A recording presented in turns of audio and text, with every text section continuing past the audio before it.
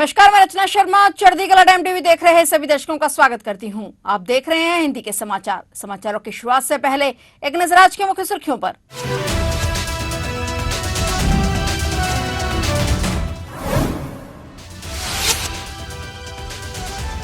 श्रीनगर पहुंचे रक्षा मंत्री राजनाथ सिंह। ऑपरेशन सिंदूर के बाद रक्षा मंत्री का ये पहला जम्मू कश्मीर दौरा। रक्षा मंत्री ने सीमा पर सुरक्षा के हालात का लिया जायजा।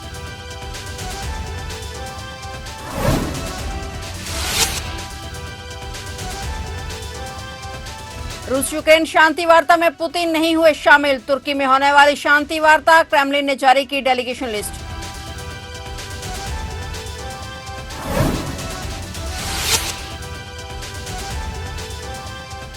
सिंधु जल संधि को लेकर भारत से पाकिस्तान ने की अपील। पाकिस्तान ने एक बार फिर विचार करने की करी अपील। पहलगाम आतंकी हमले के बाद भारत ने सिंधु जल संधि को किया था स्थगित।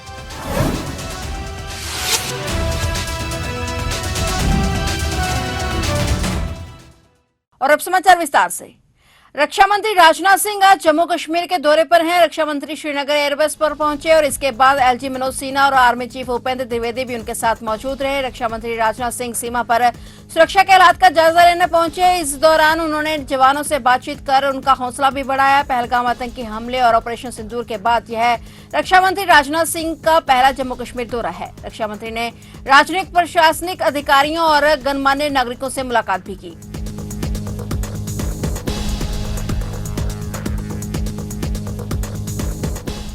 पिछले 3 साल से ज्यादा समय से जारी रूस यूक्रेन में आज नए सिरे से शांति वार्ता शुरू होने जा रही है। ये वार्ता तुर्की में होनी है और वार्ता से पहले क्रेमलिन ने इस वार्ता के लिए अंकारा जाने वाले रूसी डेलीगेशन के नामों की लिस्ट जारी कर दी है, जिसके बाद राष्ट्रपति व्लादिमीर पुतिन के तुर्की जाने वाली खबरों पर लगाम लग गई है। इस वार्ता में पुतिन शामिल नहीं हो रहे हैं, जो वार्ता के पहले दौर में कई ठोस फैसले आने की उम्मीद को खारिज कर रहा है। और वहीं राष्ट्रपति व्लादिमीर जेलेंस्की ने 14 मई को कहा था कि कीव यूक्रेन रूस शांति वार्ता में अपने अगले कदम का फैसला तब करेगा जब मॉस्को अपना प्रतिनिधिमंडल के बारे में जानकारी देगा। मॉस्को ने बताया कि उनके प्रतिनिधिमंडल का नेतृत्व राष्ट्रपति के सलाहकार और प्रचार वास्तुकार व्लादिमीर मेडेल्स्की करेंगे। और जेलेंस्की ने कहा कि शांति वार्ता के लिए तुर्की में पुतिन को वहां मिलने के लिए आमंत्रित किया गया है, लेकिन पुतिन आज तुर्की नहीं आ रहे हैं।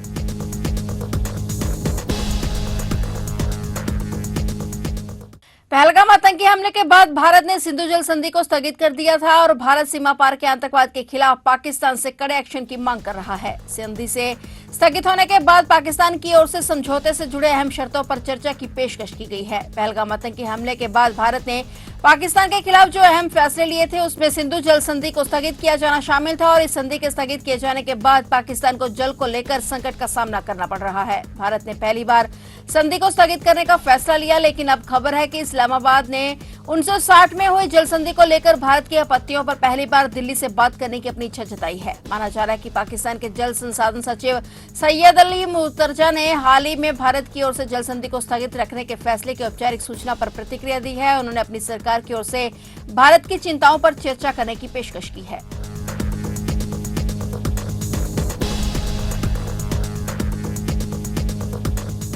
महिला सैन्य अधिकारी कर्नल सोफिया कुरैशी पर मंत्री विजय शाह के विवादित बयान पर हाईकोर्ट ने सख्त टिप्पणी की। हाईकोर्ट ने तल्ख टिप्पणी करते हुए इसे कैंसर जैसा घातक बताया। हाईकोर्ट जस्टिस अतुल श्रीधरन और जस्टिस अनुराधा शुक्ला की युगल पीठ ने संज्ञान याचिका की सुनवाई करते हुए डीजीपी को मंत्री विजय के खिलाफ एफआईआर दर्ज करने के निर्देश दिए। हाईकोर्ट ने कहा कि मंत्री शाह ने गटर छाप भाषा का इस्तेमाल किया, जो स्वीकार्य है। और इसके बाद महू पुलिस ने विजय शाह के खिलाफ एफआईआर दर्ज कर ली। वहीं एफआईआर दर्ज होने के बाद मोहन सरकार के मंत्री विजय शाह ने कहा कि वे केंद्रीय गृह मंत्री अमित शाह से मुलाकात करेंगे और इसके बाद वे इस्तीफे पर फैसला लेंगे। वे रात को गेस्ट हाउस में रुके और सुबह फिर अपने समर्थकों से मिले। वहीं कोर्ट में सुनवाई के दौरान पुलिस प्रकरण दर्ज होने की जानकारी दी गई। प्रकरण दर्ज होने से पहले मंत्री ने एक वीडियो जारी कर फिर माफी भी मांगी थी। कोर्ट में माफीनामा भी पेश किया गया। पीठ ने कहा कि मंत्री विजय शाह ने आम सभा में कर्नल सोफिया कुरैशी के खिलाफ गंदी भाषा का इस्तेमाल किया है। Colonel Sofiya Qureshi wing commander Vyomika Singh के साथ मीडिया और राष्ट्र को पाकिस्तान के खिलाफ हमारे सशस्त्र बलों द्वारा शुरू किए गए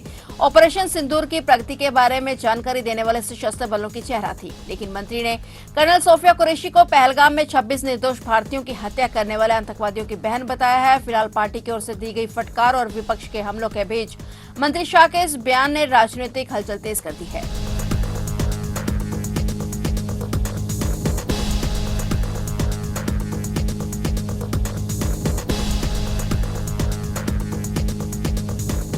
मध्य प्रदेश के मंत्री विजय शाह अपने ऊपर एफआईआर दर्ज करने के खिलाफ अब सुप्रीम कोर्ट पहुंच गए हैं। सेना की कर्नल सोफिया कुरैशी के बारे में विवादित बयान देने वाले विजय शाह पर एफआईआर का आदेश मध्य प्रदेश हाईकोर्ट ने दिया था। सुप्रीम कोर्ट में दायर याचिका में विजय शाह ने कहा कि मामले में इतनी कठोर कार्रवाई की जरूरत नहीं थी। उनके बयान को तोड़ मरोड़ कर गलत तरीके से पेश किया गया। वह अपने बयान के लिए माफी भी मांग चुके हैं। विजय शाह ने सुप्रीम कोर्ट में सुनवाई के दौरान अपना पक्ष रखा। इस दौरान सुप्रीम कोर्ट ने भी मंत्री के विवादित बयान पर उसे फटकार लगाई। सुप्रीम कोर्ट ने कहा कि कोई मंत्री ऐसी बयानबाजी कैसे कर सकता है। सुप्रीम कोर्ट ने मंत्री को झटका देते हुए मध्य प्रदेश हाईकोर्ट के आदेश पर रोक लगाने से इनकार कर दिया है। सुप्रीम कोर्ट ने कहा कि एफआईआर दर्ज हो चुकी है, अब हाईकोर्ट में आवेदन करें।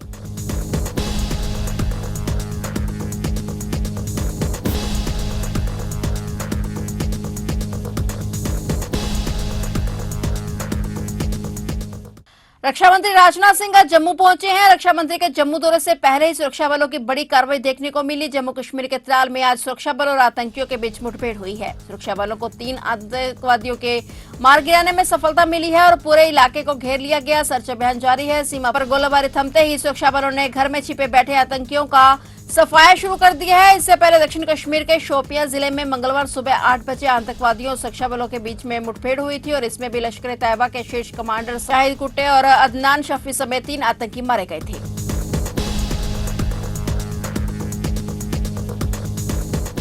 भारतीय सेना की पूर्वी कमान को भारत म्यांमार सीमा पर बड़ी सफलता मिली है। मणिपुर के चंदेल जिले में सैनिकों पर संदिग्ध सशस्त्र कैडरों ने फायरिंग की और जवाबी कार्रवाई के दौरान 10 कैडरों को मार गिराया गया है। भारतीय सेना की पूर्वी कमान ने बताया कि खुफिया जानकारी मिलने के बाद शुरू किया गया ऑपरेशन अभी भी जारी है। सेना की पूर्वी कमान ने एक एक्सपोस्ट में लिखा कि भारत म्यांमार सीमा के पास चंदेल जिले के खेगचोय तहसील के न्यू समतल गांव के पास सशस्त्र कैडरों की आवाजाही की विशेष खुफिया जानकारी मिली और भारत और म्यांमार की सीमा पर मणिपुर के चंदेल जिले में इस अभियान के बारे में भारतीय सेना ने बताया कि स्पीयर कोर के तहत आने वाले असम राइफल्स की इकाई ने 14 मई 2025 को एक ऑपरेशन शुरू किया था और ऑपरेशन के दौरान सैनिकों पर संदिग्ध कैडरों ने गोलीबारी की और सेना ने बताया कि सुरक्षा बलों ने तुरंत प्रतिक्रिया दी और जवाबी कार्रवाई के दौरान हुई गोलीबारी में 10 कैडरों को मार गिराया गया है। मौके से बड़ी मात्रा में हथियार और गोला बारूद भी बरामद किए गए हैं।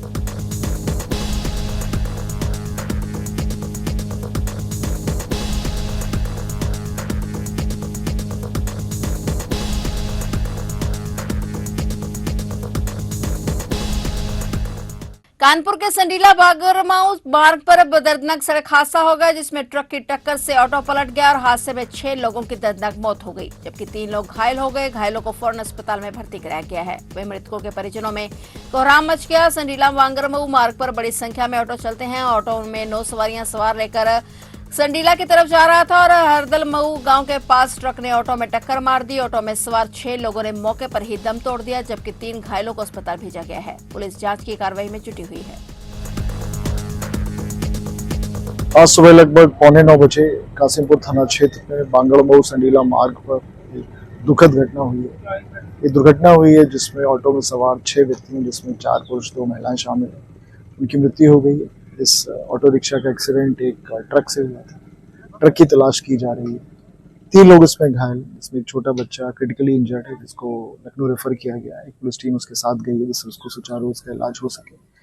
2 व्यक्ति इसमें एक छोटा बच्चा है और एक पुरुष है। ये दोनों घायल हैं। इनका इलाज सीएचसी संडीला में चल रहा है। डॉक्टर ने उनकी खतरे से बाहर उनकी स्थिति को बताया।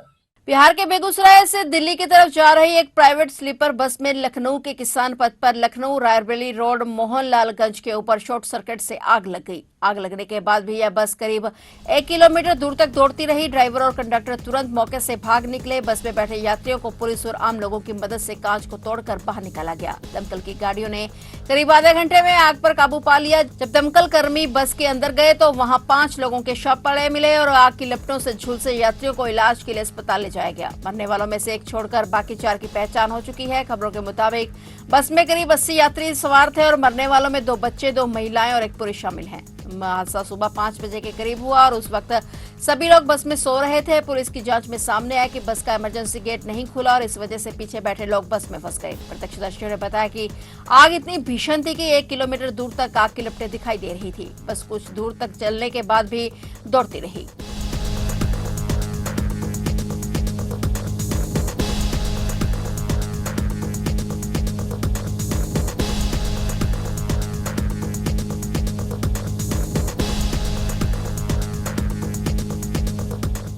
तो आप देख रहे थे हिंदी के समाचार और नए समाचारों के साथ फिर से हाजिर होंगे। तब तक के लिए देखते रहिए चढ़ती कला टाइम टीवी।